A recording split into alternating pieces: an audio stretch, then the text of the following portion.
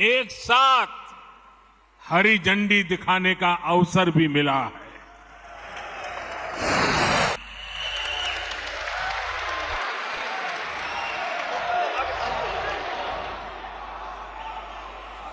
संकल्पों की सिद्धि के भी मजबूत सिपाही है। आज हम भारतीय जनता पार्टी के उनमें से नहीं है जो एयर कंडीशन गरीब के घर तक गैस का चूल्हा पहुंच गया। साथियों, भाजपा की वो आपको आपका नेता मानने लग जाएगा कि नहीं मानने लग जाएगा। कभी कभी हम अखबार में एडवर्टाइजमेंट देख पढ़ने की व्यवस्था पर जोर दें। कुछ अपने मैगजीन होते हैं, कमल संदेश है, और भी हमारी पार्टी के कई अखबार निकलते हैं। प्रदेश की धरती भाजपा को दुनिया का सबसे बड़ा राजनीतिक दल बनाने में इस धरती की बहुत बड़ी भूमिका है, और इसलिए ऐसी ऊर्जावान मध्य प्रदेश की धरती पर मेरा बूथ सबसे मजबूत इस कार्यक्रम का हिस्सा बनते हुए मुझे हृदय से आनंद आ रहा है, अच्छा लग रहा है, गौरव हो रहा है। अभी कुछ ही देर पहले ही मुझे देश के 6 राज्यों को जोड़ने वाली 5 वंदे भारत ट्रेनों को एक साथ हरी झंडी दिखाने का अवसर भी मिला है। मैं मध्य प्रदेश, झारखंड, बिहार, कर्नाटका, गोवा और महाराष्ट्र की जनता को इस आधुनिक वंदे भारत ट्रेन की कनेक्टिविटी के लिए बहुत बहुत बधाई देता हूं, और इसमें मैं एमपी को भी विशेष बधाई दूंगा, क्योंकि आज एक साथ 2 वंदे भारत ट्रेनें ये मेरे मध्य प्रदेश के भाई बहनों को मिली है। अभी तक यात्री भोपाल से दिल्ली के बीच वंदे भारत एक्सप्रेस के सफर का आनंद ले रहे, अब भोपाल से इंदौर और भोपाल से जबलपुर का सफर तेज भी होगा, आधुनिक भी होगा और सुविधा से संपन्न भी होगा। साथियों, मैं जानता हूं कि आप सभी अपने अपने बूथ में वर्ष भर बहुत व्यस्त रहते। केंद्र सरकार के 9 वर्ष पूरे होने पर देश भर में जो कार्यक्रम हो रहे हैं और उसमें आप लोग जो मेहनत करते हैं, दिन रात जुटे रहते हैं, उसकी जानकारियां लगातार मुझ तक पहुंच रही है। मैं जब अमेरिका और मिस्र में था तब भी आपके प्रयासों के बारे में मुझे लगातार जानकारी मिलती रहती, इसलिए वहां से आने के बाद सबसे पहले आप सभी से मिलना ये मेरे लिए ज्यादा सुखद है, ज्यादा आनंददायक है। साथियों, भाजपा की सबसे बड़ी ताकत, भाजपा की सबसे बड़ी ताकत, ये सबसे बड़ी ताकत आप सभी कार्यकर्ता है।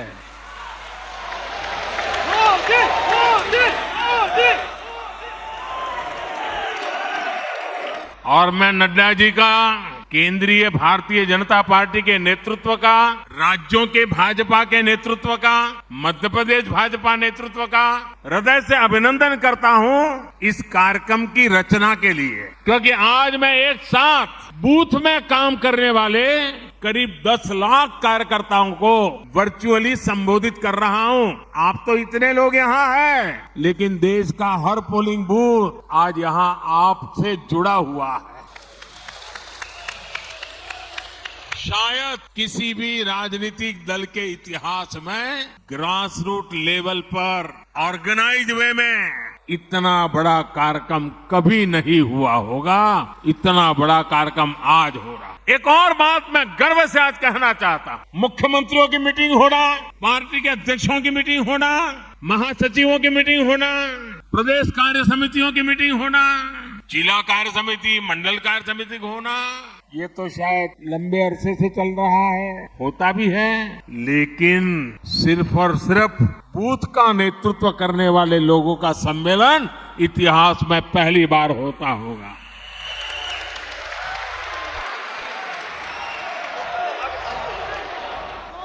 साथियों, आप सिर्फ बीजेपी ही नहीं, आप सब सिर्फ दल ही नहीं, देश के संकल्पों की सिद्धि के भी मजबूत सिपाही है। भाजपा के हर कार्यकर्ता के लिए देश हित सर्वोपरि है। दल से बड़ा देश है। जहां दल से बड़ा देश हो, ऐसे कर्मठ कार्यकर्ताओं से बात करने का मेरे लिए भी एक मंगल अवसर है। मैं भी बहुत उत्सुक हूँ। मुझे नड्डा जी ने बताया कि मोदी जी आज भाषण तो बाद में, आज कुछ सवाल जवाब हो जाए। मैंने भी बात को मान लिया। आइए बातचीत का सिलसिला शुरू करते हैं। हमारी बहन जी वहां से जैसे भी आगे आज्ञा करेगी, मैं अपनी गाड़ी आगे चलाऊंगा।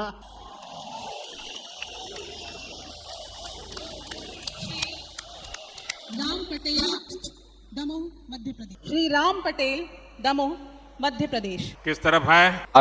हाँ बताइए आदरणीय मोदी। देख रहा है, मैं स्क्रीन पे देख रहा हूँ, आपको बताइए। आदरणीय मोदी जी प्रणाम। राम पटेल दमोह से टीकेटिंग का प्रभारी हूँ, बूथ 171 दमोह से आपको प्रणाम करता हूँ। आपसे मैं प्रश्न करना चाहता हूँ, आपने भी खुद मंडल स्तर पर तक कार्यकर्ता बन करके काम किया है, ऐसे में आप राजनीति के अतिरिक्त सामाजिक जुड़ाव को कैसे देखते हैं? आपसे पूछना चाहता हूं आदरणीय प्रधानमंत्री जी। एक तो मुझे अच्छा लगा कि आप रोज की राजनीति की आपाधापी के बजाय किसी और दिशा में सवाल को लाए हैं। आप बैठिए, मेरा जवाब थोड़ा लंबा हो जाएगा, आप बैठिए आराम से। देखिए, जो एक बूथ होता है वो अपने आप में एक बहुत बड़ी इकाई है। हमें कभी भी बूथ की इस इकाई को छोटा नहीं समझना चाहिए। हमें अपने बूथ में राजनीतिक कार्यकर्ता से भी ऊपर उठकर समाज के लिए सुख दुख के साथी के रूप में अपनी पहचान बनानी चाहिए। और बहुत सी ऐसी चीजें होती हैं जिसमें जमीन का फीडबैक बहुत जरूरी होता है। जो बूथ के हमारे साथी हैं वे इसमें बहुत बड़ी भूमिका निभाते हैं। प्रधानमंत्री भी या मुख्यमंत्री भी अगर कोई सफल नीति बनाता है तो मान लेना किसी न किसी बूथ के कार्यकर्ता की दी हुई जानकारी की ताकत बहुत बड़ी होती है। हम भारतीय जनता पार्टी के उनमें से नहीं है जो एयर कंडीशन कमरों में बैठकर पार्टियां चलाते हैं और फतवे निकालते रहते हैं। हम तो वो लोग हैं जो गांव जाकर गर्मी हो, बारिश हो, कड़कड़ाती ठंड हो, हर मौसम, हर परिस्थिति में जनता के बीच जाकर के खुद को खपाने वाले यहाँ लोग हैं। और इस वजह से बूथ का बहुत मजबूत होना बहुत स्वाभाविक है। मुझे याद है कि अगर ये बूथ कमेटी नहीं होती तो शायद ही कभी उज्ज्वला योजना का विचार ही नहीं आता। साथियों, ये आपकी निरंतर कोशिश होनी चाहिए, क्योंकि गांव से कार्यकर्ताओं ने मुझे उज्ज्वला गैस योजना के विषय में समझाया। बाद में वो नीति बन गई और गरीब के घर तक गैस का चूल्हा पहुंच गया। साथियों, भाजपा की बूथ कमेटी की पहचान सेवा से होनी चाहिए। बूथ के अंदर रोज आंदोलन संभव नहीं है, तू मैं संभव नहीं है। और इसके लिए बूथ की भाजपा की पहचान सेवाधारी की होनी चाहिए, सेवा भाव की होनी चाहिए। और इसके लिए छोटे छोटे समझे जाने वाले काम जो लोगों को बहुत छोटे लगते हैं लेकिन बहुत उपयोगी होते हैं। अब जैसे गांव में कहीं न कहीं तो आपको बैठने की वो जगह होगी, किसी पेड़ के नीचे बैठते होंगे, किसी चाय के ठेले के पास जाके बैठते होंगे। क्या कभी आपने सोचा है कि सुबह अखबार पढ़ लिए, शाम को दोपहर के बाद वहां जाएंगे, एक खटिया में सारे अखबार लगा देंगे और गांव वालों जिसको भी अखबार पढ़ना होगा वहां आएगा, बैठेगा, अखबार पढ़ेगा, देश और दुनिया की बात करेगा।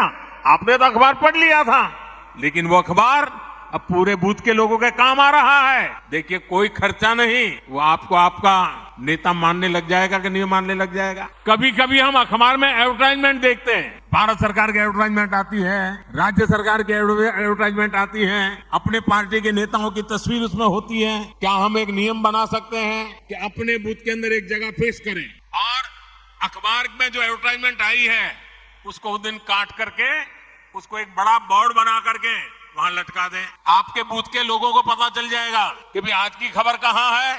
उस पेड़ के नीचे वो लटकता है ना, चलो वहां चले जाते हैं, देख लेते हैं। बहुत बड़ी ताकत बन जाती है। एक छोटा सा ब्लैक बोर्ड बना सकते हैं बूथ के अंदर। आप हर दिन एक कार्यकर्ता को जिम्मेवारी दो।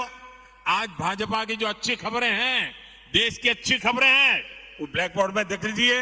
बूथ के लोग आएंगे जाएंगे, जरूर पड़ेंगे।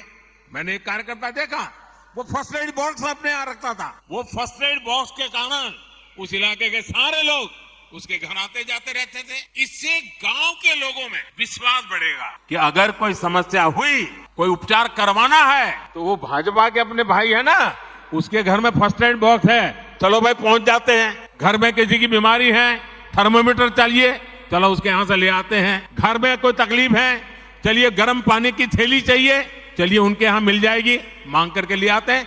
आप एक सामाजिक नेता बन जाएंगे। देखिए, बूथ के अंदर संघर्ष की जरूरत नहीं होती है, सेवा ही एकमात्र माध्यम होता है। आप अपने अखबार, जैसा मैंने कहा, पढ़ने की व्यवस्था पर जोर दें। कुछ अपने मैगजीन होते हैं, कमल संदेश है, और भी हमारी पार्टी के कई अखबार निकलते हैं।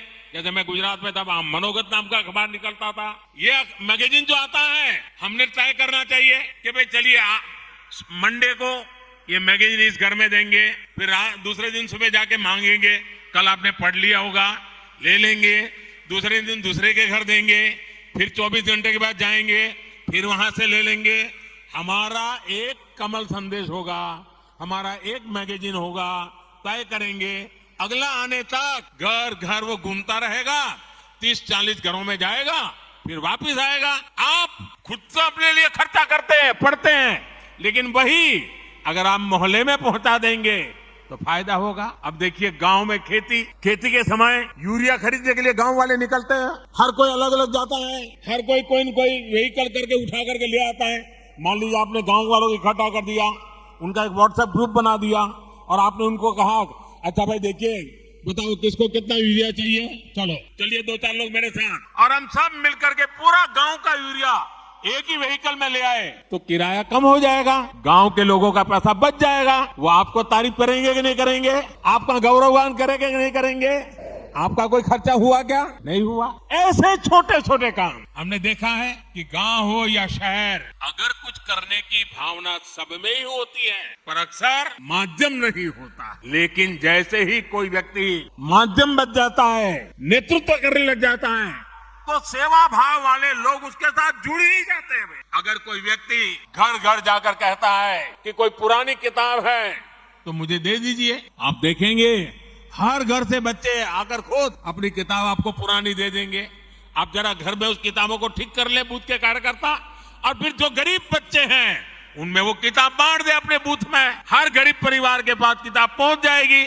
आप उनको लगेगा, अरे मेरे बच्चे पढ़ाई करें, इसकी वो चिंता कर रहा है। जब मैं गुजरात में मुख्यमंत्री था, मणिनगर मेरा विधानसभा क्षेत्र था, तो मैंने आंगनवाड़ी की चिंता करना काम अपने जिम्मे लिया। अपने कार्यकर्ताओं को तैयार किया, भाई आपको आंगनवाड़ी में चक्कर काटना है, और क्या करना है, किसी न किसी नए साथी को ले जाओ। अगर खजूर की सीजन है, आंगनवाड़ी में जाकर हर एक बच्चे को 2-2 खजूर खिला दो। अगर बैर की सीजन है, आंगनवाड़ी के बच्चों को जाकर के 2-2 बैर खिला दो। अगर कोई अच्छी टॉफी आ गई है, 2-2 टॉफी जाके न्यूट्रिशन का प्रॉब्लम भी सॉल्व होगा। उन गरीब परिवारों से भी दोस्ती बन जाएगी, और इस इलाके में कोई जाने या न जाने आप निकलेंगे, हर बच्चा आपको जानता होगा। ये बहुत बड़ी ताकत बन जाती है साथियों। इस ताकत पर हमें जोर देना चाहिए, और ये जितना करेंगे, हमें गांव गांव में, शहर में, कस्बे में जाकर इस तरह से काम करते रहना चाहिए। तब जाकर के हमारे बूथ की ताकत बनती है। जब आप जनता से जुड़े ऐसे छोटे छोटे काम करोगे, तो मुझे पक्का विश्वास है पूरे बूथ में कोई परिवार ऐसा नहीं होगा जो आपसे दूरी करेगा, वो आपसे नहीं जुड़ेगा। आपकी पहचान एक भाजपा के कार्यकर्ता से आगे बढ़कर एक समाज सेवक की तरह बने, इसके लिए बूथ के अंदर लगातार काम करना चाहिए। और यहां से आप बूथों में जाने वाले हो, अलग अलग बूथ में रहने वाले हो, वहां जरूर जाकर के इन चीजों का प्रयोग कीजिए। आप देखना, आपकी तरफ देखने का, आपके बूथ के कार्यकर्ताओं की तरफ देखने का पूरा दृष्टिकोण बदल जाएगा। आइए, कुछ और साथी भी पूछना चाहते हैं, अगले सवाल पर चलते हैं। अगला प्रश्न Shri Salla Ramakrishnan, Andhra Pradesh. Good morning sir, my name is Salla Ramakrishna, Araku parliament district. कहाँ से बोल रहे हैं भाई? हाँ, दिखाई दिया। हाँ, बोलिए। नमस्ते, my name is Salla Ramakrishna sir, screen पे आपको अरकू देख रहा हूँ। Parliament district. एक आराम से फिर से बताइए, जरा आराम से सवाल बताइए। Salla Ramakrishna sir, Araku parliament district sir, I belongs to tribal community, Paderu assembly, booth number 281 sir. My question to you sir, our government is doing so much activities as worker as a BJP. I want to ask how to go to the field to contribute in this process sir. बैठिए। आप काम तो कर ही रहे, कहीं ज्यादा काम करने के लिए कह रहे हैं। देखिए, कार्यकर्ता के दिल में और ज्यादा काम करने की भूख होना, ये भी बहुत बड़ी ताकत है। आंध्र गारू को मेरा अभिनंदन। देखिए, 2047 में जब हमारे देश की आजादी के 100 साल होंगे और हम देश को विकसित भारत बनाना चाहते हैं, लेकिन भारत विकसित तभी होगा जब गांव विकसित होगा। और इसलिए हर गांव का संकल्प बनना चाहिए कि 2047 के पहले हमें अपना कार्य क्षेत्र, गांव होगा, पंचायत होगी, नगर होगा, महानगर होगा, हमें उसे भी डेवलप बनाना है, समस्याओं से मुक्त करना है। और इसके लिए छोटे छोटे प्रयास ही बहुत बड़ी असर दिखा सकते हैं। जैसे कि हमारा गांव कैसे हरा भरा हो, कैसे गांव में स्वच्छता को लेकर हम अलग अलग कार्यक्रम शुरू कर सकते हैं, हम गांव में सोलर को कैसे बढ़ाएं, सोलर एनर्जी की गांव में कैसे आदत डालें। आज भारत सरकार सोलर एनर्जी पर इतना जोर दे रही है। हमारे भाजपा बूथ कार्यकर्ता ये ठान ले कि अगर किसी गांव में 100 घर है तो अगले 2 साल में वहां सौर ऊर्जा का ज्यादा से ज्यादा उपयोग हो। हमारे किसान हो, उनको समझाएं, सोलार पंप का उपयोग करिए, आपका पैसा भी बच जाएगा। ज्यादा से ज्यादा लोग कैसे सोलार लगवाए, हम उनको प्रेरित करें। काम सरकार का नहीं है, जनता जनार्दन में ले जाने का एक सकारात्मक तरीका है। उसमें बैंकों से जो कैसे मदद मिलती है, उनको बैंकों से मदद कैसे दिलवाए, आर्थिक सहयोग बैंकों से मिलता है, उन तक कैसे पहुंचे, उनको इनकी जानकारियां हम कैसे दें।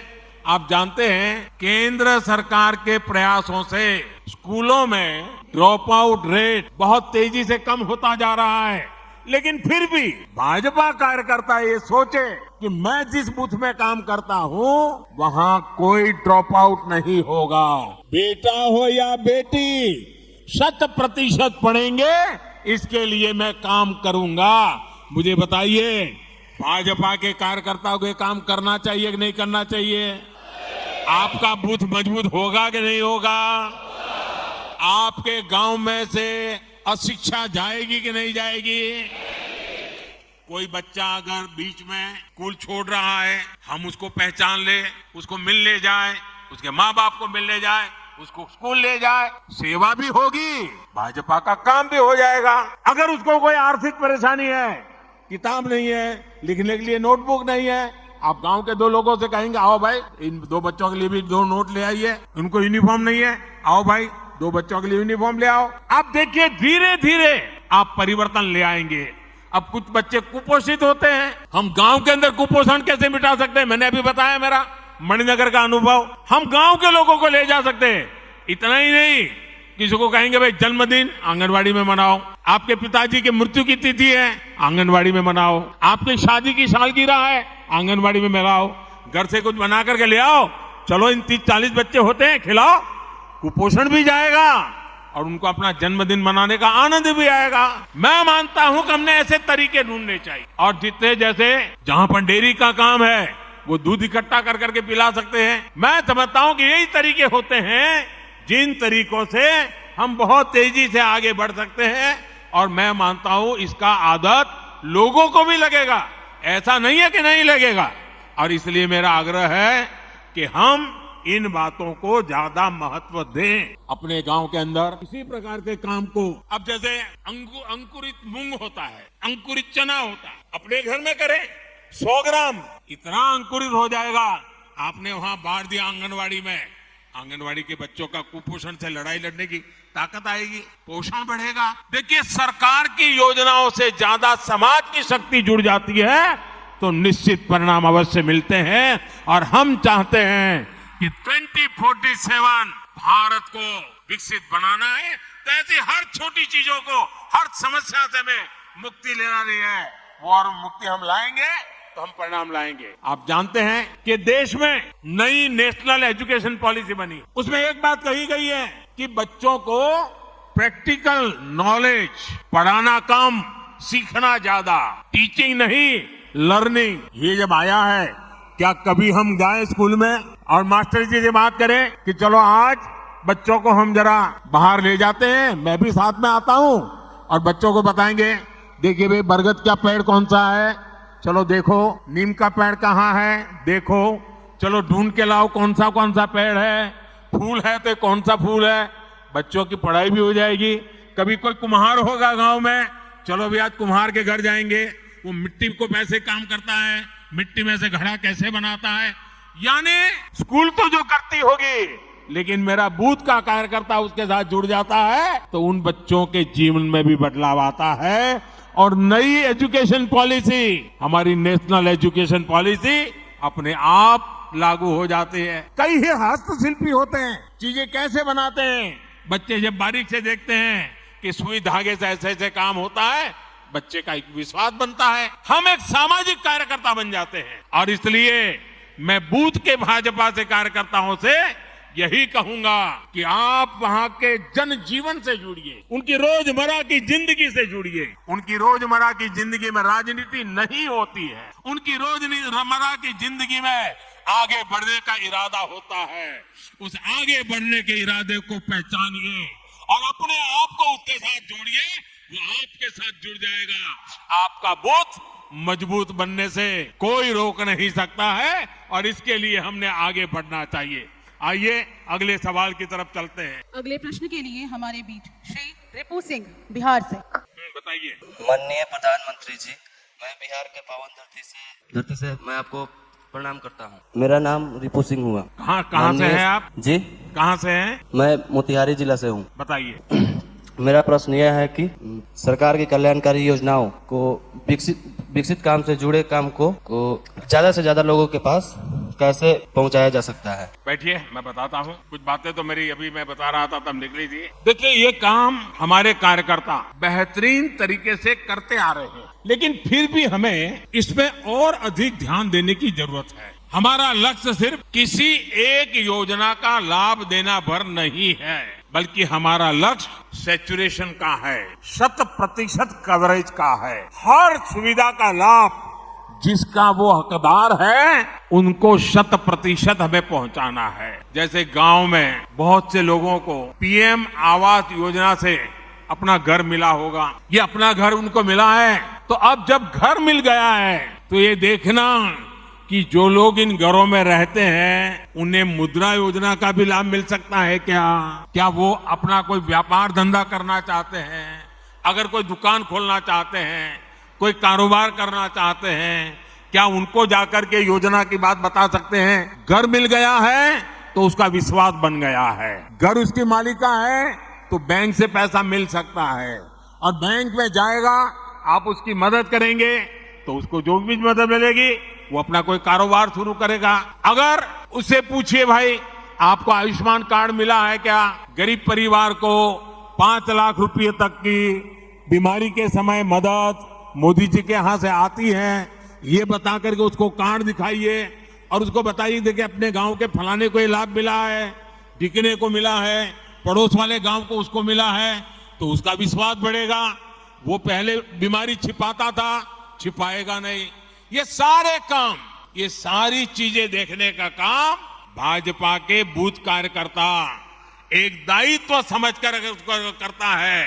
तो मैं समझता हूं कि सरकार की योजनाओं का सही लोगों को सही समय पे पूरा लाभ मिल सकता है। हमें ध्यान रखना चाहिए कि हमको गरीब को मुसीबत से मुक्त करना है। आप गांव के लोगों को सरकार की योजना के बारे में जानकारी देने के लिए सोशल मीडिया पर अपने गांव का बूथ का ग्रुप बना सकते हैं। आप नमो ऐप पर अनेक योजनाओं की जानकारी उनको दे सकते हैं। आपको देखना चाहिए आपके बूथ के लोग आपके एमपी के साथ सोशल मीडिया में जुड़े हैं, आपके एमएलए के साथ जुड़े हैं, आपके प्रदेश अध्यक्ष, राष्ट्रीय अध्यक्ष उनके साथ जुड़े हैं, नमो ऐप के साथ जुड़े हैं। इनको आपने जोड़ना चाहिए, इनको सिखाना चाहिए, इससे उनको सभी योजनाओं का पता चलेगा।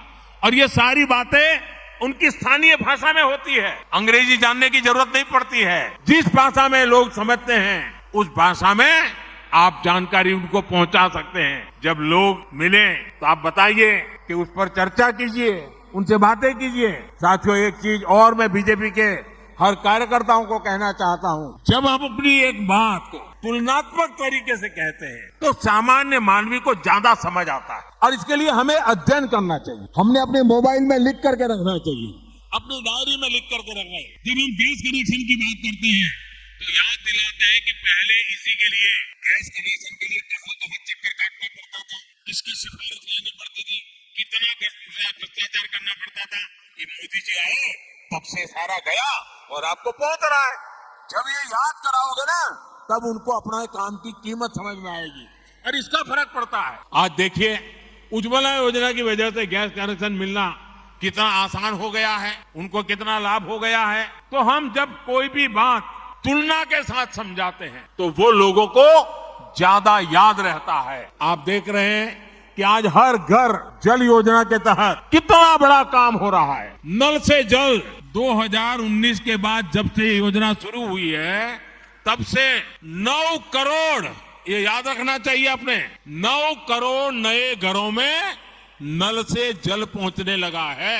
मुझे मध्य प्रदेश के ही लोग बताते हैं कि यहाँ ऐसे गांव में लोग अपनी बेटियों को शादी नहीं करते थे क्योंकि पानी की समस्याएं थी।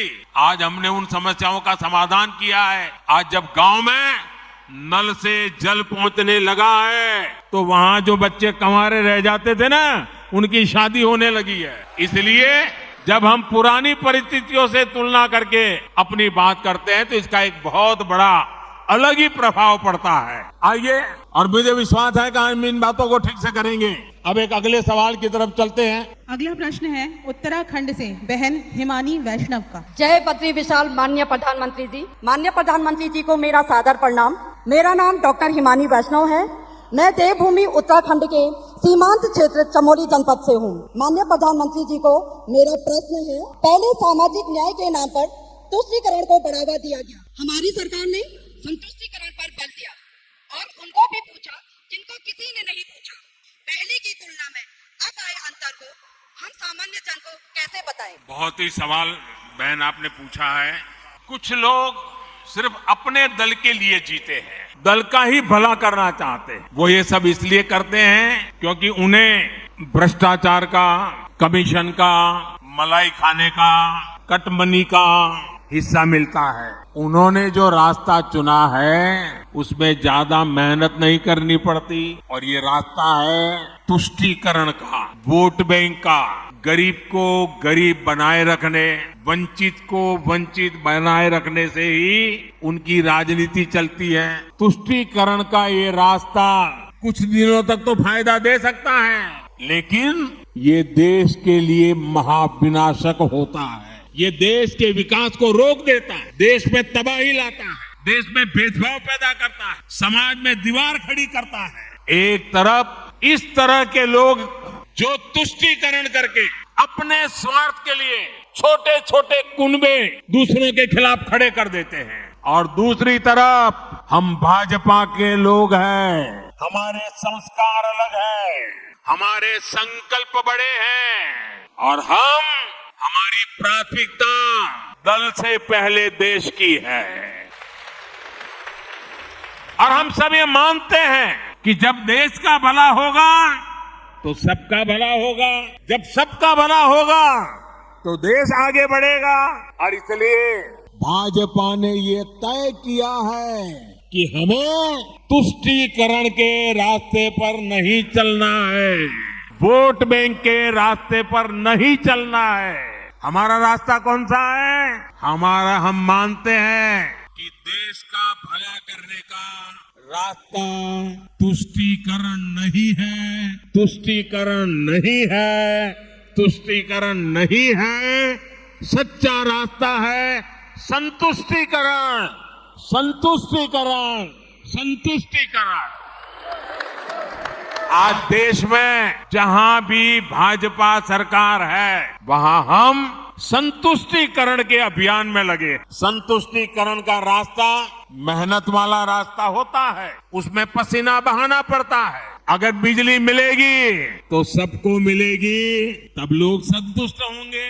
अगर नल से जल का अभियान चलेगा तो हर घर तक चलेगा, हर एक को पहुंचाने का प्रयास होगा। इसमें किसी के साथ भेदभाव नहीं होगा, जाति नहीं, बिरादरी नहीं, काका भतीजा मामा कुछ नहीं। जब भेदभाव नहीं होगा तो समाज में संतुष्टि बढ़ेगी। इसलिए हम संतुष्टिकरण के रास्ते पर बढ़ रहे हैं। साथियों, हमने देखा है कि कैसे तुष्टीकरण वाली गंदी सोच ने कुछ राज्यों के बीच में लोगों के बीच खाई पैदा कर दी। हमने देखा है कि यूपी में हमारे पासी भाई बहन, कोरी भाई बहन, खटीक भाई बहन और धनुक जैसी तमाम हमारे छोटे भाई बहन राजनीति के शिकार हुए और विकास से वंचित रह गए। उधर हम बिहार में देखें तो कोई दलित, कोई महादलित, और उसमें भी नई राजनीति और समाज को बांट दिया।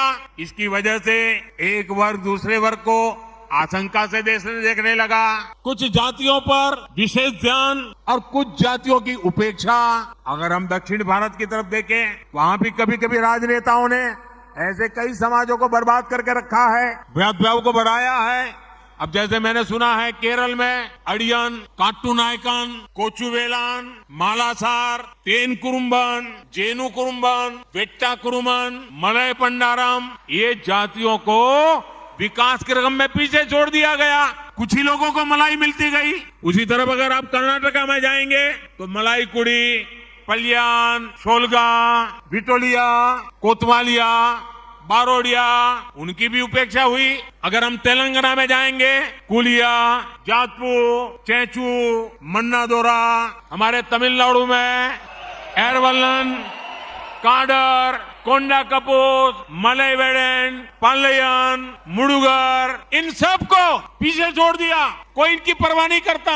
अनुसूचित जाति की बात करें तो उनके साथ भी ऐसे ही किया गया। केरल में अयनवर, कुशा, वल्लुवन, नलकादाया, पनान, तमिलनाडु में बेरा, बाबिलान, नायदी, थोटी, वल्लोन, जग्गली, जम्बुवलू, ऐसे अनेक जातियां हैं। क्या हाल करके रखा है उनका।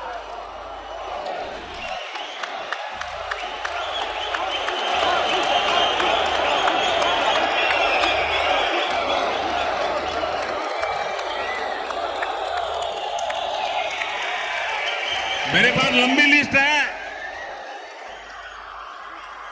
तेलंगाना में बारीकी, बाबूरी, अखामला, मस्ती मातंगी, पमीड़ी जातियों को ये तुष्टीकरण की राजनीति ने उनको बर्बाद करके छोड़ा।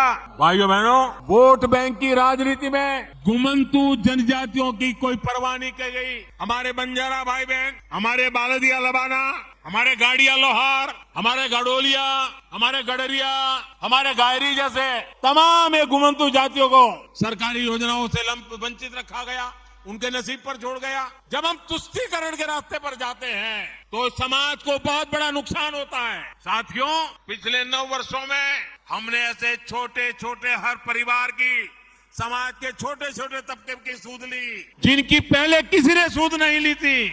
आप देखिए, पीएम स्वनिधि योजना के तहत रेडी पटरे ठेले फुटपाथ पर माल बेचते हैं, सब्जी बेचते हैं, ऐसे साथियों को पहली बार हमने बैंक में ले गए, बैंक के दरवाजे खोल दिए और उनसे बैंक से आसान कम ब्याज से पैसे दिलाने का काम किया। इसी प्रकार इस वर्ष के बजट में हम पीएम इस बार आने वाला है थोड़े दिन में। आपके पास भी कुछ सुझाव है तो मुझे भेजना। घोषणा की है हमने बजट में, पीएम विश्वकर्मा योजना लेकर के आए हैं। और ये पीएम विश्वकर्मा योजना हमारे विश्वकर्मा साथी जो हाथ और औजार से काम करते हैं, जैसे हमारे लोहार, सोनार, कुमार, सुथार, मूर्तिकार, कारीगर, मिस्त्री, ऐसे सभी साथियों को इस योजना के तहत मदद मिलने वाली है। साथियों, सामाजिक न्याय के नाम पर वोट मांगने वालों ने गांव और गरीब के साथ सबसे अधिक अन्याय किया है। भाजपा सरकार ने हमारे बंजारा भाई बहन और गुमंत समुदाय के लिए वेलफेयर बोर्ड गठित किया। ओबीसी कमीशन को संवैधानिक दर्जा देने का काम भी भाजपा ने किया। और ये भाजपा सरकार ही है जिसने पहली बार गरीब परिवारों को भी शिक्षा और सरकारी भर्तियों में आरक्षण का लाभ दिया। तुष्टीकरण और संतुष्टीकरण में इतना बड़ा फर्क होता है और इसलिए हमारा रास्ता है संतुष्टीकरण, 100% सैचुरेशन। जैसा जैसा रेवेन्यू बढ़ेगा मदद पहुंचती जाएगी। आइए अगले सवाल की तरफ चलते हैं। अगले प्रश्न के लिए बहन रानी चौरसिया उत्तर प्रदेश से जुड़ रही हैं।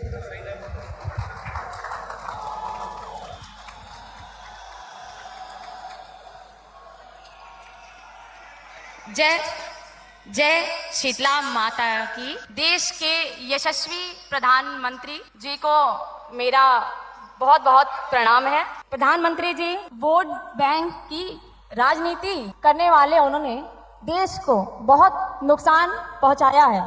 जैसे ही मोदी जी बड़ा काम देश के लिए करते हैं, इनका विरोध का नारा 7वें आसमान पे पहुंच जाता है। पहले हमने देखा था कि ये सभी 3 तलाक का बहुत विरोध कर रहे थे और अब यूनिफॉर्म सिविल कोड का विरोध कर रहे हैं, जिससे हमारे जो मुस्लिम भाई बहन हैं उनको काफी भ्रम हो रहा है और वे सब भ्रमित हो जा रहे हैं। कैसे इनको हम समझाएं? कृपया अपना मार्गदर्शन प्रदान करें। आपको बधाई देता हूं। आपने ये सवाल पूछा, इस सवाल से मैं पूरा विश्वास से कह सकता हूं कि आप जमीन से जुड़ी हुई कार्यकर्ता है, लोगों के बीच रह करके लोगों के सुख दुख को जानने वाली बहन है आप, और इसलिए मैं पहले तो आपको बधाई देता। देखिए, मुझे लगता है, यानी देखिए, हमें थोड़ा अध्ययन करना चाहिए। मुझे लगता है कि जो भी 3 तलाक के पक्ष में बातें करते हैं, 3 तलाक की वकालत करते हैं, ये वोट बैंक भूखे लोग मुस्लिम बेटियों के साथ बहुत बड़ा अन्याय कर रहे हैं। अच्छा, कुछ लोगों को लगता है कि भाई ये 3 तलाक से तो सिर्फ महिलाओं की बात हो रही है। 3 तलाक से जो नुकसान होता है ना, वो सिर्फ बेटियों को होता है ऐसा नहीं है, उसका दायरा उससे भी बड़ा है। आप सोचिए, बहुत ही अरमानों के साथ बेटी को शादी कर करके ससुराल भेजा हो और 8-10 साल के बाद 3 तलाक कह करके उसको कोई निकाल दे, तो उस माँ बाप का क्या होगा जिसके घर में बेटी वापस आती है? उस भाई का क्या होगा? वो भाई, पिता, सब उस बेटी की चिंता में इतने दुखी हो जाते हैं। इसलिए 3 तलाक से सिर्फ बेटियों को ही अन्याय होता है इतना नहीं, पूरे परिवार तबाह हो जाते हैं, माता पिता भाई सब दुखी हो जाते हैं। और देखिए, दुनिया के अनेक मुस्लिम बहुल्य देश, इसका इस्लाम से संबंध होता तो दुनिया का कोई मुस्लिम देश 3 तलाक खत्म नहीं करता। मुस्लिम बहुल्य देश जहां पूरी तरह इस्लाम राज्य है, वहां भी 3 तलाक बंद कर दिया है। मैं परसों इजिप्ट में था, मिस्र में था। मिस्र में, इजिप्ट में 90% से ज्यादा सुन्नी मुसलमान समाज है और इजिप्ट में आज से 80-90 साल पहले 3 तलाक की प्रथा को समाप्त कर दिया। हमसे 90 साल पहले। अगर 3 तलाक इस्लाम का जरूरी अंग है तो पाकिस्तान में क्यों नहीं होता भाई? अगर 3 तलाक इस्लाम का जरूरी अंग है तो इंडोनेशिया में क्यों नहीं होता?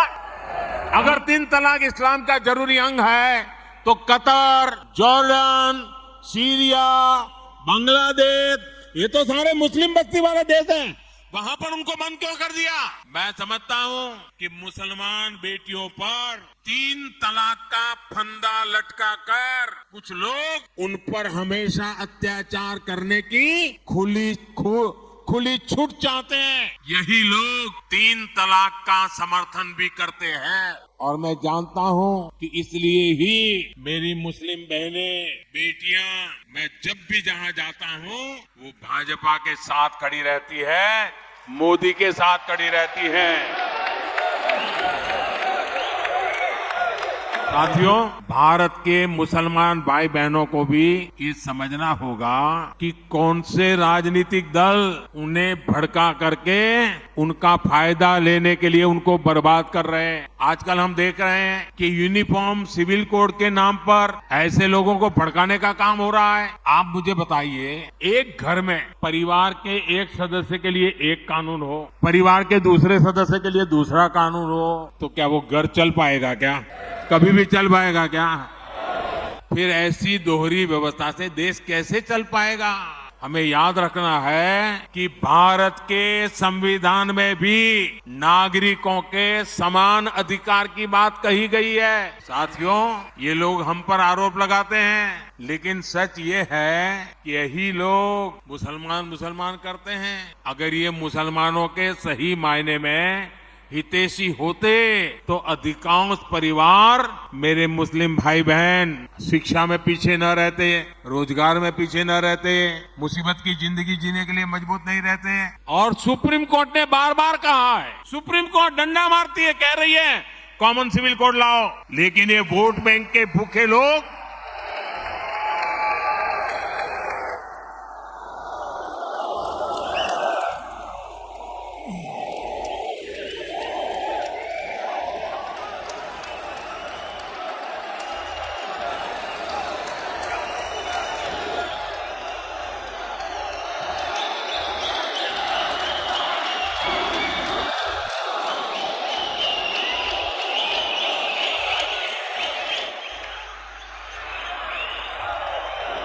अच्छा, मैं आपको एक और बात बताना चाहता हूं। अगर आप हमारे मुसलमान भाई बहनों की तरफ देखोगे और मैं देखता हूं कि जो हमारे पसमानदा मुसलमान भाई बहन हैं, ये वोट बैंक की राजनीति करने वालों ने हमारे जो पसमानदा मुसलमान भाई बहन हैं, उनका तो जीना भी मुश्किल करके रखा हुआ है। वो तो तबाह हो गए, उनको कोई फायदा नहीं मिला है। वे कष्ट में गुजारा करते हैं, उनकी आवाज सुनने के लिए कोई तैयार नहीं है। उनके ही धर्म के एक वर्ग ने पसमानदा मुसलमानों का इतना शोषण किया है, लेकिन इसके ऊपर कभी देश में चर्चा नहीं हुई। जो पसमानदा मुसलमान है, उन्हें आज भी बराबरी का हक नहीं मिलता, उन्हें नीचा और अछूत समझा जाता है। इसी समाज में मैं मुसलमान समाज की बात कर रहा हूं। मुसलमान भाइयों में जो हमारे पसमानदा भाई बहन हैं, जो पिछड़े हुए हैं, मैं उनकी बात करता हूं। पसमानदा मुसलमान मोची होते हैं, भिस्ती होते हैं, जोगी होते हैं, लाल बेंगी होते हैं, बटियारा होते हैं, मिरासी होते हैं, डफाली होते हैं, मुकेरी होते हैं, मदारी होते हैं, जुलाहा होते हैं, लंबाई होते हैं, बेदा होते हैं, बामणिया भी होते हैं, छिया होते हैं, लहरी होते हैं, हल्दर होते हैं, सिकदर होते हैं, कितनी ही जातियां।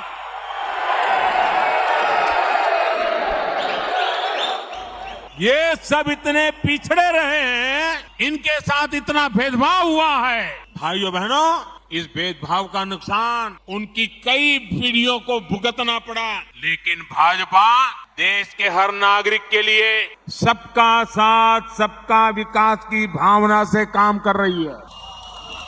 आयुष्मान भारत योजना ने उन्हें भी स्वास्थ्य सुविधा का हक दिया है। पीएम आवास योजना के तहत उन्हें भी अपना पक्का घर मिल रहा है। बीजेपी के कार्यकर्ता जब इन तथ्यों और तर्कों के साथ मुसलमान भाई बहनों के पास जाएंगे तो उन्हें ज्यादा बेहतर तरीके से समझाएंगे और उनका भ्रम भी दूर होगा।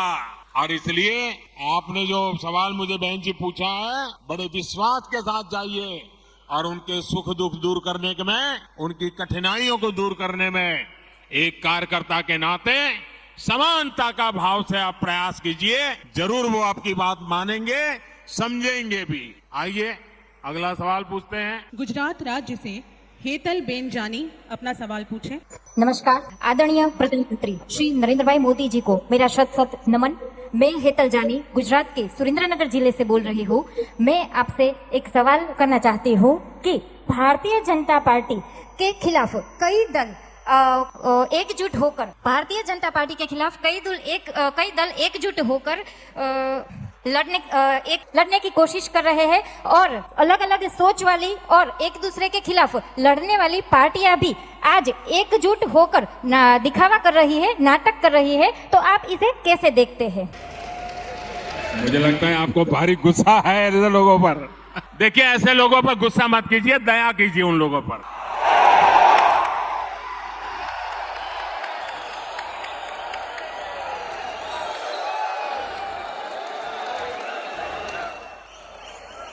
अच्छा, आपको याद होगा, जरा मैं पुरानी बात याद कराता हूं। हमने 2014 का चुनाव देखा है और 2019 का भी चुनाव देखा है ना? याद है ना? 2014 के हालात क्या थे, याद है ना? 2019 का हाल क्या थे, याद है ना? भाजपा के जो घोर विरोधी दल है, 2014 हो या 19, वो कितने ही घोर विरोधी थे, लेकिन उन दोनों चुनावों में हमने देखा कि इतनी छटपटाहट नहीं दिखी जितनी आज दिख रही है।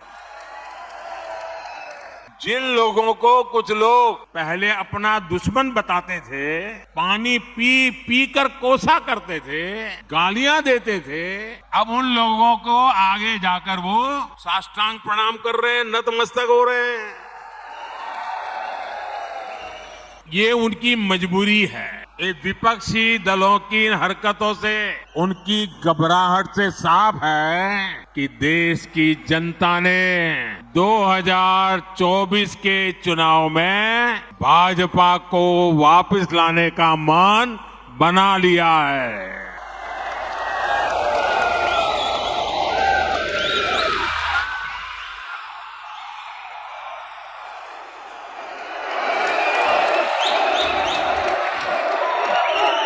दो 2024 में फिर एक बार भाजपा की प्रचंड विजय तय है।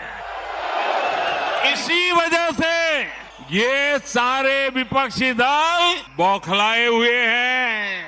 इसलिए इन्होंने तय किया है कि चुनाव से कुछ महीने पहले किसी भी तरीके से जनता को गुमराह करके, कुछ लोगों को बरगलाकर, झूठे आरोप लगाकर सत्ता हासिल की जाए। आप जरा प्यार से बैठिए भैया।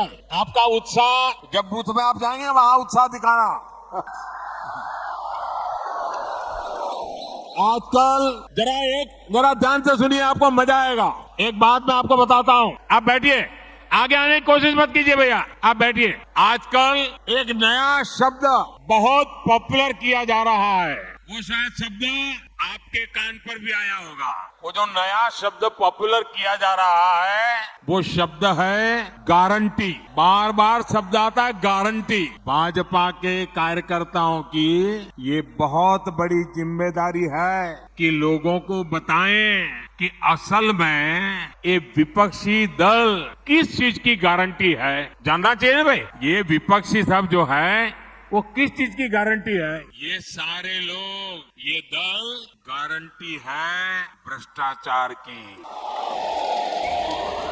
ये गारंटी है लाखों करोड़ रुपयों के घोटालों की। कुछ दिन पहले इनकी एक फोटो ऑप कार्यक्रम हुआ था, मिलकर के फोटो निकालने का एक कार्यक्रम हुआ था। इस बैठक में शामिल दलों के इतिहास को देखेंगे तो पता चलेगा कि वो सब मिलकर के, जितने भी लोग वो फोटो में दिखते हैं ना, एक एक को जरा देख लीजिए, उन सबका मिलकर के टोटल लगाएंगे तो ये सारे मिलकर के कम से कम 20 लाख करोड़ के घोटाले की गारंटी है।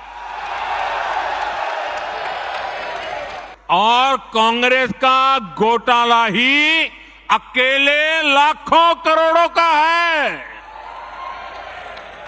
1,86,000 करोड़ का कोयला घोटाला, 1,76,000 करोड़ का 2G घोटाला, 70,000 करोड़ रुपए का कॉमनवेल्थ घोटाला शामिल है, 10,000 करोड़ रुपए का मनरेगा घोटाला, हेलीकॉप्टर से लेकर सबमरीन तक कांग्रेस के घोटाले से कोई ऐसा क्षेत्र नहीं है जो कांग्रेस के घोटाले की हाथ का शिकार न हुआ हो। अब दूसरा देखिए, आरजेडी। हजारों करोड़ के घोटाले का आरोप है। चारा घोटाला, अलकतरा घोटाला, पशुपालन शेड घोटाला, बाढ़ राहत घोटाला, आरजेडी के घोटालों की इतनी लंबी सूची है, अदालतें भी थक गई। एक के बाद एक सजा घोषित करती चली जा रही है। उधर तमिलनाडु में देखिए, डीएमके पर अवैध तरीके से 1.25 लाख करोड़ की संपत्ति बनाने का आरोप, टीएमसी पर भी 23,000 करोड़ रुपए से ज्यादा के घोटाले का आरोप, रोजवेली घोटाला, शारदा घोटाला, शिक्षक भर्ती घोटाला, गो तस्करी घोटाला और कोयला तस्करी घोटाला। बंगाल के लोग ये घोटाला कभी भूल नहीं सकते। अगर मैं एनसीपी की बात करूं तो एनसीपी पर भी करीब 70,000 करोड़ रुपए के घोटालों का आरोप है। महाराष्ट्र स्टेट कोऑपरेटिव बैंक घोटाला, महाराष्ट्र सिंचाई घोटाला, अवैध खनन घोटाला, इनकी लिस्ट भी बहुत लंबी है। इन पार्टियों के घोटालों का मीटर कभी डाउन ही नहीं होता। मैं तो कहूंगा कि बीजेपी के किसी कार्यकर्ता को कोशिश करनी चाहिए कि इन पार्टियों का घोटाला मीटर बनाने की एक बढ़िया, आप में से जो इनोवेटिव हो ना, बढ़िया इनके घोटालों का मीटर बना दीजिए। इन पार्टियों के पास घोटालों का ही अनुभव है, इसलिए अगर कोई गारंटी है इनकी तो एक ही गारंटी है, और वो गारंटी है घोटालों की गारंटी। अब देश को तय करना है, क्या ये घोटालों की गारंटी को देश स्वीकार करेगा? देश स्वीकार करेगा। लेकिन दोस्तों, मैं आपके बीच में से पल करके बड़ा हुआ हूँ। आपसे साथ काम करते करते आपने मुझे यहाँ पहुँचाया है, तो आज मैं भी एक गारंटी देना चाहता हूँ। दे दो, दे दो, दे दो। अगर उनकी घोटाले की गारंटी है तो मोदी की भी एक गारंटी है।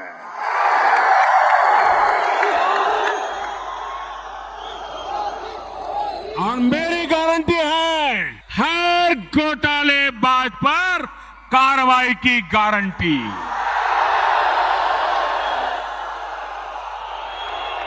हर चोर लुटेरे पर कार्रवाई की गारंटी। जिसने गरीब को लूटा है, जिसने देश को लूटा है, उसका हिसाब तो हो करके रहेगा। आज जब कानून का डंडा चल रहा है, जब जेल की सलाखें सामने दिख रही है, तब जाकर के ये जुगलबंदी हो रही है। इनका कॉमन मिनिमम प्रोग्राम भ्रष्टाचार के विरुद्ध एक्शन से बचने का ही है। भाजपा के बूथ स्तर के कार्यकर्ता इस बात को गांव-गांव तक पहुंचाएंगे तो लोगों को इनकी वास्तविकता का पता चल ही जाएगा। लोग स्वयं जागरूक है, वो देख रहे हैं इस विपक्षी एकता की कोशिश के पीछे सभी दलों की क्या मंशा है। उन दलों की असली पहचान 20 लाख करोड़ रुपए के घोटाले की गारंटी है। यही उनका इतिहास है। आप देखिए कि गांव में कोई अपराधी जब अपनी जेल में सजा काटकर गांव में आता है तो उसे लेकर क्या रवैया रहता है। वो लोग उसके पास जाते हैं और उसे जानने की उत्कंठा रहती है कि जेल कैसी होती है, जिनको खुद जेल का डर होता है। और पटना से बढ़िया जगह क्या हो सकती है। और आज हम देख रहे हैं कि कई लोग जो जमानत पर चल रहे हैं, जो घोटालों के आरोपी हैं, जिनके ऊपर भ्रष्टाचार का आरोप है, ऐसे लोग उन लोगों से जाकर मिल रहे हैं जो सजा काट रहे हैं या जेल में से अनुभव लेकर के आए हैं। ये इस तरह एक दूसरे को बचाने में उसकी कोशिश कर रहे हैं। ये देश के लोगों को समझना है और देश के लोग हमसे भी ज्यादा इन बातों को भली भांति समझते हैं। साथियों, कोई गरीब ये नहीं चाहता कि उसके बच्चों के नसीब में भी गरीबी रहे। हमें लोगों को ये बताना होगा कि उन्होंने अपने बच्चों का भविष्य सुधारने के लिए जिनको वोट दिया उसका क्या परिणाम हुआ। परिवार के नाम पर वोट मांगने वालों ने अपने परिवार का भला किया। अब आपको सोच समझ कर तय करना है कि आप किसका भला होता देखना चाहते हैं। आपको गांधी परिवार के बेटे बेटी का विकास करना हो तो फिर कांग्रेस को वोट दीजिए। आपको मुलायम सिंह जी के बेटे का भला करना है तो फिर समाजवादी पार्टी को वोट दीजिए। अगर आप लालू परिवार के बेटे बेटियों को उनका भला करना चाहते हो तो आरजेडी को वोट दीजिए। आपको शरद पवार जी की बेटी का भला करना हो तो आप एनसीपी को वोट दीजिए। आपको अब्दुल्ला परिवार के बेटे का भला करना हो तो आप नेशनल कॉन्फ्रेंस को वोट दीजिए। आपको करुणानिधि जी के बेटे बेटियों पोते पोतियों का भला करना हो तो डीएमके को वोट दीजिए। आपको के चंद्रशेखर राव की बेटी का भला करना हो तो आप बीआरएस को वोट दीजिए। लेकिन मेरी बात ध्यान से सुनिएगा, मेरे देशवासियों, मेरी बात ध्यान से सुनिएगा।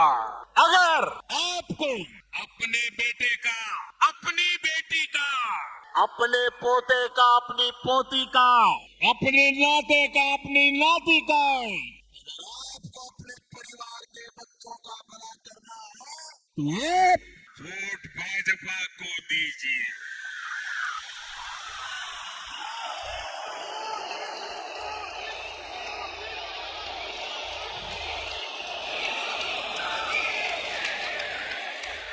क्षमा करना दोस्तों, मेरा जवाब जरा लंबा हो गया, लेकिन और एक सवाल पर हम चलते हैं आगे। कौन सवाल है अब? अगला प्रश्न सभागृह में राजस्थान राज्य से पधारे कार्यकर्ता श्री रचित कछवा। सादर वंदे विश्व नायक जी। मैं वीरभूमि राजस्थान की हृदय स्थली अजमेर और ब्रह्मानगरी अजमेर के उत्तर विधानसभा क्षेत्र के बजरंग मंडल के 108 क्रमांक बूथ से आया हूँ। मेरा एक सवाल है कि हमारी बहुत सारी योजनाएं है जिसमें बचत की बात कही गई है, लेकिन हम बूथों पर जाकर के ये कैसे लोगों को समझाएं कि ये भाजपा की योजनाओं के कारण उनके घरों में इतनी सारी बचत हुई है, हमारी सरकारों के कारण ही उनको इतनी सारी बचत मिल पा रही है। ये हम बूथों पर जाकर के कैसे समझाएं माननीय प्रधानमंत्री जी? ये बहुत ही अच्छा सवाल आपने पूछा है।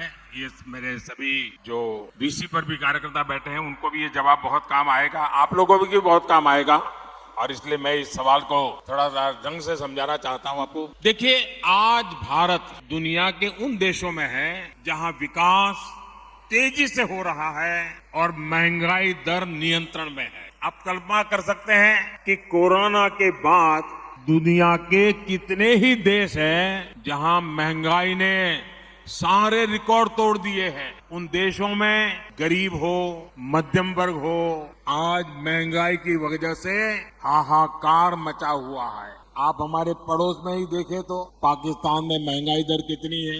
38% से ज्यादा महंगाई है, 38%। श्रीलंका में महंगाई दर कितनी है? 25% से ज्यादा है। बांग्लादेश में महंगाई कितनी है?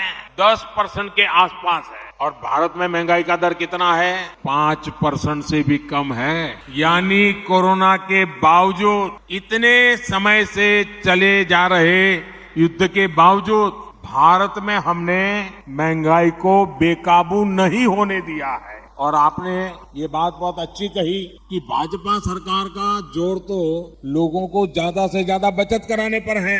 अब जैसे मोबाइल डेटा का उदाहरण ले, ये आपको काम आएगा जरा।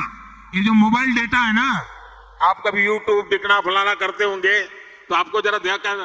आज हर भारतीय हर महीने करीब करीब 20 जीबी डेटा इस्तेमाल करता है। आप मोबाइल फोन का उपयोग करते हैं, 20 जीबी डेटा। अगर 2014 से पहले जब हमारे देश में कांग्रेस की सरकार थी, उस समय 1 जीबी डेटा अगर आप उपयोग करते थे तो उसकी कीमत लगती थी 300 रुपया, करीब 300 रुपया। उस हिसाब से अगर आज आप देखते तो आपका मोबाइल का बिल हर महीने कम से कम 6,000 रुपया महीने आता। अगर 2014 वाली कांग्रेस की सरकार के हिसाब से देखें तो आज मोबाइल का फोन एवरेज आपका 6,000 रुपया आता। लेकिन भाजपा सरकार ने डेटा को गरीब के लिए बिल्कुल सस्ता कर दिया है। इसलिए अब आपका मोबाइल 20 GB डेटा के लिए उसको कितना देना पड़ता है? मुश्किल से 200-300 रुपया देना पड़ता है। मतलब कि आपका करीब करीब 5,000 रुपया हर महीने बच रहा है। जिसके भी पास मोबाइल है करीब करीब 5,000 रुपया बच रहा है। आप गांव के लोगों को समझा सकते हैं कि मोदी सरकार होने का मतलब क्या होता है। एक और उदाहरण देता हूं मैं आपको, एलईडी बल्ब का। जब कांग्रेस के समय के ये जो लट्टू होते हैं ना, ये एलईडी बल्ब 300-400 रुपये में बिकता था। 300-400 रुपया। आज बीजेपी सरकार में एलईडी बल्ब की कीमत हो गई 50-60 रुपया। कहां 300-400 और कहां 50-60। और बीते वर्षों में जो करीब करीब 40 करोड़ सस्ते एलईडी बल्ब दिए गए, उसकी वजह से गरीब और मध्यम वर्ग का हर साल जो बिजली का बिल था वो करीब 20,000 करोड़ रुपया कम हुआ है। ये 20,000 करोड़ रुपया लोगों के जेब में कहीं न कहीं बचा है। किसी का 100, किसी का 200, किसी का 500। आपने प्रधानमंत्री भारतीय जन औषधि परियोजना यानी पीएम बीजेपी के बारे में भी सुना होगा। आप दवाई की दुकानें, जन औषधि दुकानें देखा होगा आपने। आप पोलिंग बूथ में जाइए ना, लोगों को जरूर है जन औषधि दुकान वाला जरूर बताना। आज जन औषधि के स्टोर में उत्तम से उत्तम प्रकार की दवाई सस्ते से सस्ते में मिलती है। इस स्टोर की वजह से गरीब का करीब करीब 20,000 करोड़ रुपया बचा है।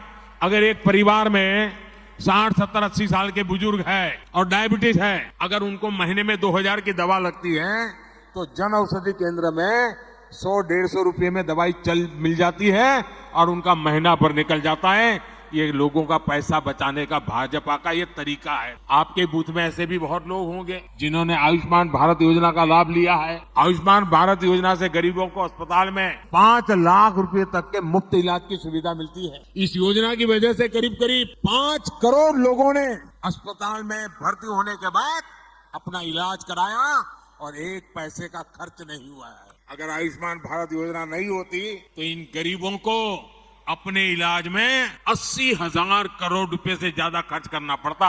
अभी 80,000 करोड़ बचा कि नहीं बचा? ये गरीब का भला हुआ कि नहीं हुआ? ये मध्यम वर्ग के परिवार का भला हुआ कि नहीं हुआ? साथियों, गरीबों की सेवा का ये भाव, गरीब की जेब की चिंता, भाजपा हर पल उनकी मदद में खड़ा रहता है और यही भाजपा की पहचान है। लेकिन विपक्ष की पार्टियां कैसे गरीब और मध्यम वर्ग की जेब काट रही हैं, ये भी देश के लोगों को बताना चाहता हूं। ये विपक्षी लोग पेट्रोल की कीमतों पर बहुत हाय तौबा मचाते हैं। देश के लोगों को राहत देने के लिए केंद्र सरकार ने 2 साल में 2 बार एक्साइज ड्यूटी कम की है। लेकिन ज्यादातर राज्यों में जहां बीजेपी सरकार नहीं है, वहां इन राजनीतिक दलों ने इस कटौती का लाभ जनता में ट्रांसफर नहीं किया है। इन राज्यों ने अपने स्टेट का वेट बढ़ाकर जनता से वसूली का अभियान चालू रखा है। आज यूपी, गुजरात, हरियाणा, उत्तराखंड जहां भाजपा सरकार है ना, वहां पेट्रोल की कीमत 100 रुपये से कम है। लेकिन बिहार में पेट्रोल 107 रुपया, राजस्थान में 108, तेलंगाना में 109, केरला में 110। क्यों भाई? इन राज्यों में जिन दलों की सरकारें हैं वो जनता के साथ, गरीब और मध्यम वर्ग के साथ विश्वासघात कर रहे हैं। साथियों, इन राज्यों के बूथ कार्यकर्ताओं को ये सच्चाई अपने बूथ के लोगों के सामने बार बार उजागर करनी चाहिए। पेट्रोल स्टेशन पे जाके खड़े होकर पर्चे बांटने चाहिए। देखिए, गुजरात में इतने मिलता है, यूपी में इतने में मिलता है, भाजपा राज्य में इतने मिलता है, ये केरल में इतने में मिलता है, तेलंगाना में इतने में मिलता है, बिहार में इतने में मिलता है, तो लोग चौंक जाएंगे क्या हो रहा है। और इसलिए चीजों की जानकारियों के साथ आप जितना बताएंगे उतनी आपकी सच्चाई पर लोगों का विश्वास बढ़ेगा। भाइयों, आइए एक और सवाल के लिए आगे बढ़ते हैं। अगला प्रश्न है सभा कक्ष में उपस्थित श्री संजय सोडी जी द्वारा, जो छत्तीसगढ़ से आए हैं। हाँ बोलिए, हाँ बताइए बताइए। आपका माइक नहीं चल रहा है। भारत माता की, भारत माता की। हाँ बताइए जी। जय श्री राम। हाँ बोलिए बोलिए। ये नारे तो चलते रहेंगे, आप बोलिए। आप शांत रहिए, उनकी आवाज आ रही है, जरा शांत रहिए। हाँ बताइए। हाँ हाँ सुनाई दे रहा है, बताइए क्या हो रहा है। हाँ, आप जब थपथपाते हैं तो सुनाई देता है, बोलना। भाई सारंगी जरा इसको, क्या प्रॉब्लम है इनको जरा देखो। माननीय प्रधानमंत्री जी, आपकी आवाज सुनाई दे रही है, आप सब कुछ गड़बड़ किए बिना बोलना शुरू करो। हेलो, माननीय प्रधानमंत्री जी, माइक प्रॉब्लम, माइक। माननीय प्रधानमंत्री जी, जिलों की नगरी भोपाल में आपका स्वागत है, वंदन है, अभिनंदन है। मैं छत्तीसगढ़ की पावन धरा से आपको मेरी ओर से हाथ जोड़ के जय जोहार, सेवा जोहार करता हूं। मैं संजय सोडी, शक्ति केंद्र क्रमांक 1 सुकमा का प्रभारी हूं। मैं छत्तीसगढ़ के अंतिम छोर सुकमा जिला का निवासी हूं, जिसको आप सब नक्सलगढ़ के रूप में जानते हैं।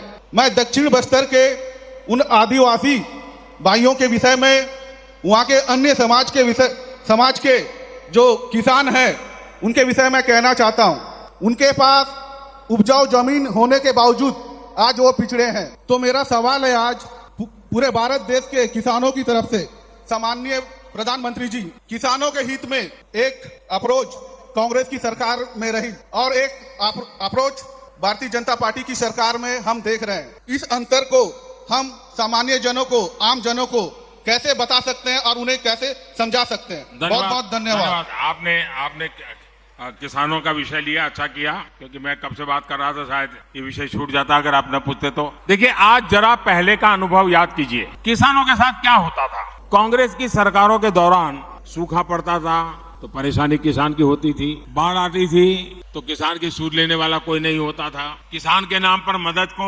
बिचौलिए खा जाते थे। कांग्रेस की एक ही नीति थी, पहले किसानों को संकट में पड़ने दो और फिर कर्ज माफी के नाम पर झूठ बोलकर वोट की फसल काटो, ये उनका तरीका रहता था।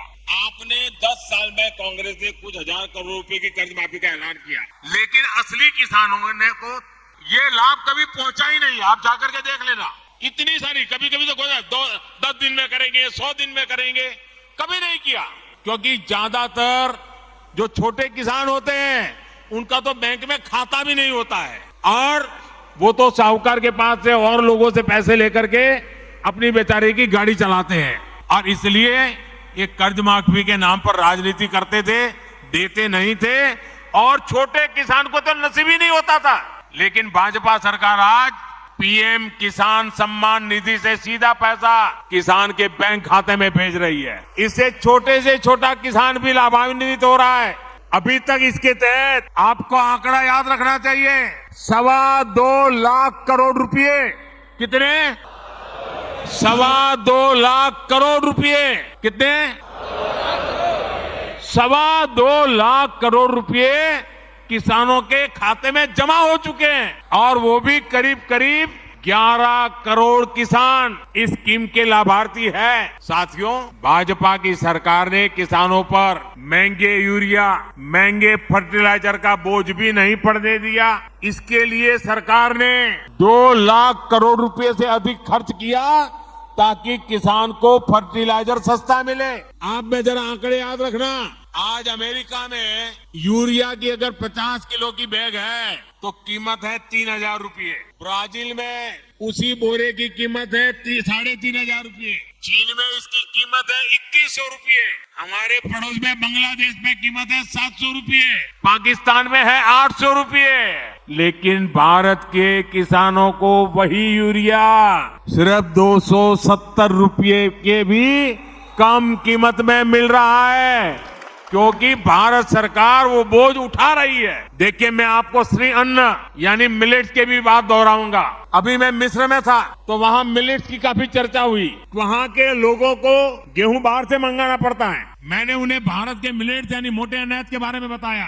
भारत के करीब 2.5 करोड़ से ऐसे किसान हैं जो मिलेट्स की, मोटे अनाज की खेती करते हैं। वे कम पानी में विपरीत परिस्थितियों में भी मिलेट्स पैदा करते हैं। मिलेट्स की सबसे बड़ी ताकत ये होती है कि वो सुपर फूड होता है। दूसरा, ये पर्यावरण को नुकसान नहीं पहुंचाता है। मिलेट्स की ये खूबियां मैंने उन्हें बताई। श्री अन्न अभियान का मुख्य उद्देश्य हमारे छोटे किसान को ताकत देने का ही है। ऐसे में भाजपा के कार्यकर्ता को भी सोचना चाहिए कि श्री अन्न को बढ़ावा देने के लिए हर संभव प्रयास करें। साथियों, मैंने आपसे काफी समय लिया है और देश भर में देख रहा हूं टीवी पे लाखों कार्यकर्ता वहां बैठे हुए नजर आ रहे हैं। आज हम गर्व से कह सकते हैं कि भारत 9 वर्षों में 10वें नंबर की अर्थव्यवस्था से 5वें नंबर की आर्थिक ताकत बन गया है। लेकिन इसका मतलब क्या है? इसका अर्थ यही है कि बीते 9 वर्षों में भारत और भारतीयों की कमाई बढ़ी है, समृद्धि में हिस्सेदारी बढ़ी है। आज जब हमारा निर्यात रिकॉर्ड स्तर पर है तो उसका लाभ किसानों को भी होता है और रोजगार निर्माण पर भी होता है। आज जब हमारी फैक्ट्रियां, हमारे उद्योग रिकॉर्ड उत्पादन करते हैं, जब रिकॉर्ड विदेशी निवेश आता है तो उसका लाभ भी सबसे अधिक हमारे युवाओं को होता है। ये समय, ये कालखंड भारत के युवा बेटे बेटियों का है। पिछले 9 वर्ष भारत के आत्मविश्वास को लौटाने के थे। अब आजादी का अमृत काल अमृत पीढ़ी के संकल्पों की सिद्धि का है। साथियों, बीजेपी के सुशासन का एक ही मंत्र है। ये मंत्र देश की कमाई का विस्तार कर उस समृद्धि का लाभ हर भारतीय तक पहुंचाने का है। भाजपा एक तरफ देश के संसाधन बढ़ाने की नीति पर चलती है, देश की तरफ हर लाभार्थी तक पहुंचने का ईमानदार प्रयास करती है। इसलिए पिछले 9 वर्षों में देश में लाभार्थियों का एक बड़ा वर्ग तैयार हुआ है। जो पहले वंचित था उसे अब वरीयता मिल रही है। यही तो सच्चा सामाजिक न्याय है, जिसकी कामना पूज्य बापू से लेकर डॉक्टर अंबेडकर और लोहिया जी तक हर महापुरुष ने की थी। हमें इसी रास्ते पर आगे बढ़ना है और हमें बीजेपी का कार्यकर्ता होने के नाते एक और बात को ध्यान रखना है। सीट चाहे कोई भी हो, उम्मीदवार चाहे कोई भी हो, हमारा उम्मीदवार एक ही है। हमारा उम्मीदवार एक ही है और वो उम्मीदवार है कमल। कमल ही हमारा उम्मीदवार है। हमें हर घर कमल से बड़ा कुछ नहीं है। हमारे लिए कमल ही सब कुछ है। जनता को ये भी लगे कि जहां कमल है वहीं पर उसकी समस्याओं का समाधान है। इसलिए हमें कमल के निशान के साथ अपनी पहचान बढ़ानी है। हमें गर्व से कमल के निशान को अपने सीने पर लेकर चलना है। हम अक्सर देखते हैं कि सिर्फ चुनाव के दौरान ही कमल के निशान को बैनर तख्तियों में छपवाया जाता है, लेकिन अब हमें कमल के निशान को हर जगह, हर कार्यक्रम में प्रमुखता देनी चाहिए। हमें यह भी देखना है कि कमल से जो जुड़ा है उसकी पहचान सेवा से हो, समाज का हित करने वाले की हो। आज जो यहाँ से 2500 से ज्यादा कार्यकर्ता हमारे विस्तारक अलग अलग राज्यों में जा रहे हैं, उन्हें भी इसी का विशेष ध्यान रखना है। ये अभियान आपके लिए एक तपस्या से कम नहीं है।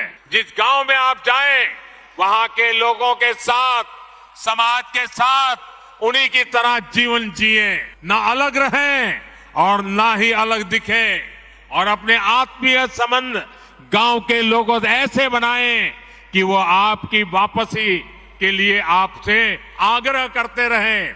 जाने के बाद भी आपका संपर्क बना रहना चाहिए, चिट्ठी चपाती चलती रहनी चाहिए। साथियों, मैं आज देश के प्रबुद्ध मतदाता का भी फिर से आभार व्यक्त करना चाहता हूं। आर्थिक हो या सामाजिक, देश आज निर्णायक फैसले इसलिए ले रहा है क्योंकि 10 दशकों बाद देश के लोगों ने एक मजबूत और स्थिर सरकार चुनी है। आज पूरी दुनिया में भारत को लेकर इतनी पॉजिटिविटी इसलिए है क्योंकि यहाँ एक मजबूत सरकार है। आने वाले 25 साल यानी आजादी के अमृत काल में विकसित भारत के निर्माण के लिए यही स्थिरता, यही मजबूती, यही हमारे लिए आवश्यक है। हमें इसीलिए आगे बढ़ना है। इसी संदेश के साथ हमें बूथ बूथ पर अपने संवाद को आगे बढ़ाना है। इतनी बड़ी तादाद में, इतने शानदार कार्यक्रम में 10 लाख कार्यकर्ताओं के साथ मुझे जो बातचीत करने का, सवाल जवाब करने का अवसर मिला, मेरे लिए ये मेरी विदेश यात्रा की थकान भी आपको मिलकर के उतर गई। ये आपका प्यार, ये आपकी ऊर्जा, ये और नए काम करने की ताकत देती है। मैं फिर एक बार आपको बहुत बहुत बधाई देता हूं, बहुत बहुत शुभकामनाएं देता हूं।